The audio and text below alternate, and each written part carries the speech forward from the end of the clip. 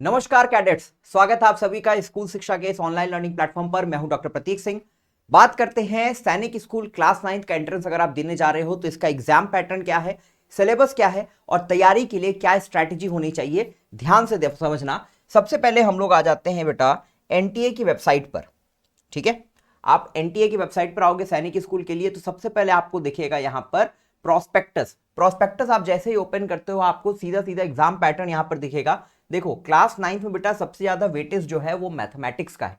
Total 5 subjects आते हैं लेकिन मैथ्स का आपका 50% का वेटेज होता है। 50 क्वेश्चन मैथ्स से आते हैं। हर एक क्वेश्चन के लिए आपको 4 मार्क्स मिलते हैं तो 200 मार्क्स का आपका मैथमेटिक्स का सेक्शन हो जाता है। English, intelligence, English, general science और सोशल साइंस, इन चारों सब्जेक्ट से 25-25 क्वेश्चन आते हैं और हर एक क्वेश्चन आपका 2 मार्क्स का होता है।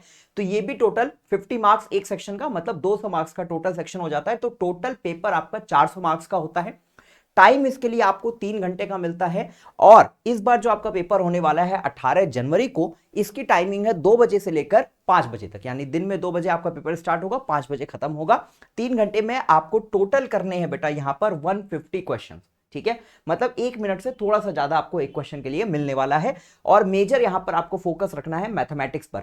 अब बात कर लेते हैं बेटा सिलेबस की, डिटेल सिलेबस की। तो आप देखोगे क्लास 8 में मैथमेटिक्स में जो आप पूरा सिलेबस पढ़ते हो वही आपका मैथमेटिक्स का मेजर सिलेबस बनाता है, जिसमें rational number, linear equations, quadrilaterals, triangles. ठीक है, अब ट्राइंगल के बाद एंगल्स एंड प्रॉपर्टी जो है वो ट्राइंगल में ही इंक्लूडेड होता है। Pythagoras theorem, square and square root, cube and cube root, comparing quantities, percentage, profit and loss, algebraic expression, simple interest and compound interest, discount, solid shapes, ठीक है, 2D and 3D shapes, Euler's formula, mensuration, area and perimeter, exponent and power, direct and inverse proportion, factorisation, data handling, graphs. ठीक है, इसके अलावा divisibility test, statistics यानी कि mean, median and mode, और probability और पैरेलल लाइंस और time and work. ठीक है, अब आ जाते हैं बेटा इसके अलावा अगर इंटेलिजेंस वाले सेक्शन पर, जिसको हम रीजनिंग या मेंटल एबिलिटी बोलते हैं, तो यहां पर मेजर 4 चीजें आपकी एनालॉगीज हैं, मैथमेटिकल और वर्बल। ठीक है, इसके अलावा आपके पैटर्न है, स्पेशियल एंड मैथमेटिकल, क्लासिफिकेशन और विजुअल एंड लॉजिकल रीजनिंग। तो ये 4 सेक्शन आपके होंगे। इसके अलावा सीरीज और sequence, critical thinking and problem solving और फैमिली रिलेशंस, जिसको हम ब्लड रिलेशंस भी बोलते हैं। तो ये आपके इंटेलिजेंस वाला सेक्शन है। अब आ जाते हैं बेटा अगर इंग्लिश के ऊपर, तो इंग्लिश में बेसिकली वोकैबुलरी और ग्रामर का सेक्शन होता है। वोकैबुलरी में क्या क्या synonym, antonyms, one word substitutions, idiom phrases, spelling test. और ग्रामर में आपका ज्यादातर पोर्शन जो होता है वो आप देखोगे प्रीपोजिशन से, वर्ब से, इन सेक्शन से आता है। क्या क्या बेटा यहाँ पर स्पॉटिंग एरर है, इसके अलावा कॉम्प्रीहेंशन, रीडिंग कॉम्प्रीहेंशन या पैसेज आता है, क्लोज टेस्ट आता है। ठीक है, तो ये सारी चीजें आपकी आ जाती हैं इंग्लिश वाले पोर्शन में।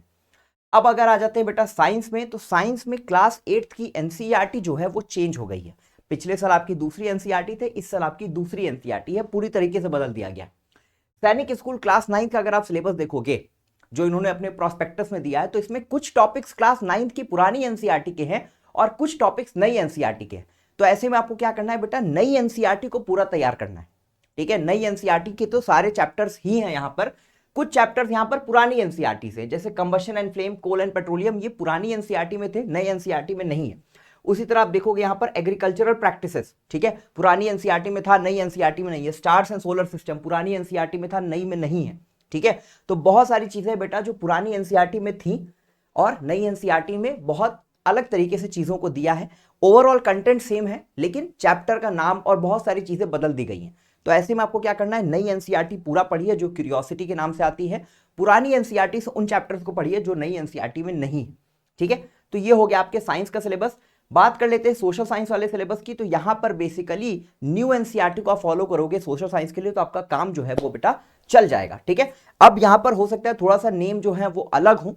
ठीक है, जो आप अपनी एनसीईआरटी बुक में पढ़ रहे हो वहां पर नई एनसीईआरटी में 7 चैप्टर्स हैं, यहां पर आपको बहुत ज्यादा चैप्टर्स दिखाई दे रहे हैं, 22-23 चैप्टर्स दिखाई दे रहे हैं। लेकिन बेसिकली कंटेंट जो है वो सेम है पुरानी एनसीईआरटी और नई एनसीईआरटी का, क्योंकि हिस्ट्री, ज्योग्राफी, सिविक्स, ये 3 पोर्शन आते हैं सोशल साइंस में, तो बहुत ज्यादा चेंजेस नहीं है यहां पर। तो ओवरऑल आप नई एनसीईआरटी को फॉलो करोगे तो कोई दिक्कत यहां पर नहीं होने वाली।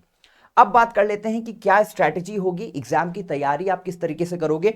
तो आपको बेटा सबसे पहले समझना है कि जो मेजर वेटेज है वो आपके मैथ्स पोर्शन का है। ठीक है, मैथ्स का सबसे ज्यादा वेटेज है, तो मैथ्स आपको जी जान लगा देना है, खूब प्रैक्टिस करना है। ठीक है, ज्यादा से ज्यादा मैथ्स में आपको क्वेश्चंस लगाने हैं, क्वेश्चंस प्रैक्टिस करने हैं। साइंस और सोशल साइंस के लिए आपको सिर्फ और सिर्फ एनसीईआरटी पढ़ना है। साइंस और सोशल साइंस के लिए आपको एनसीईआरटी बार बार रीड करना है। इंग्लिश में बेटा ज्यादातर आपको चीजें जो हैं वो याद रखनी है, क्योंकि वोकैब वाले सेक्शन से बहुत ज्यादा हायर वेटेज होता है, ठीक है। तो इंग्लिश में बेटा वोकैब को अच्छे से तैयार करो, और इंटेलिजेंस या रीजनिंग वाले पोर्शन के लिए आपको ज्यादा से ज्यादा प्रैक्टिस करना है। जैसा मैथमेटिक्स है वैसे ही आपका रीजनिंग है।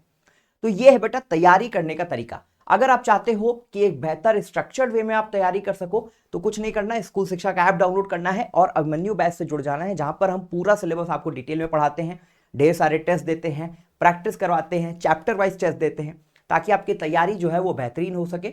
स्कूल शिक्षा चैनल पर पहली बार आए हो तो चैनल को सब्सक्राइब जरूर करना। मैं मिलूंगा आपसे अगले वीडियो में, तब तक के लिए पढ़ाई करते रहिए। All the very best, thank you so much.